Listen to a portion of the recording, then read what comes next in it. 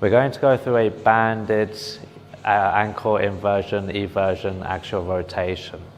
So basically we're going to be alternating from collapsing our ankle outwards as so, and then collapsing our ankle inwards as so, using a band. So you'll need a band, you'll want something that you can attach to it that is going to be secure, that won't move, okay? And then what I'll do is I'll loop the band through my foot. So I like to secure it quite nicely. And then from here, okay, so I'm going to demonstrate this with a bent knee to begin with.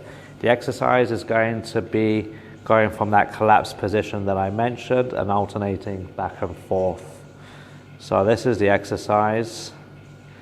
I've got my hand over my shin because what I'm trying to focus on is not getting any movement coming from above the joint. So typically what I'll commonly see is knee rotation come along for the ride. So I'm trying to keep my fingers over the shin bone and trying to feel that shin bone, try to pay attention, not allow it to rotate back and forth, and try to keep it still.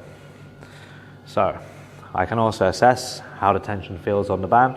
If I feel it's not a great deal of tension, I can challenge myself, move out a little bit more, and then be performing the exercise here.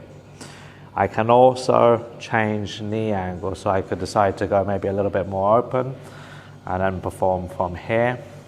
And what this will do is it will just feel different, it will challenge the joint slightly differently. I can also opt to lock out the knee and then from here be doing the same thing. Currently I'm resisting the band from this angle, but I could also opt to turn myself around.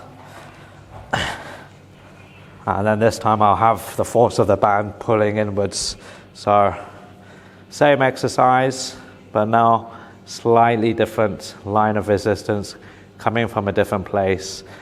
What that will do is that will challenge the ankle joint in a slightly different manner as well. So just to recap, you can also play with degrees of knee angle, going from closed to slightly open to having the knee completely locked out. You can angle yourself against the band in many different ways to create a different line of tension. And lastly, you're trying your best to isolate ankle rotation from knee rotation. So trying not to let that shin bone rotate side to side as you go through this motion.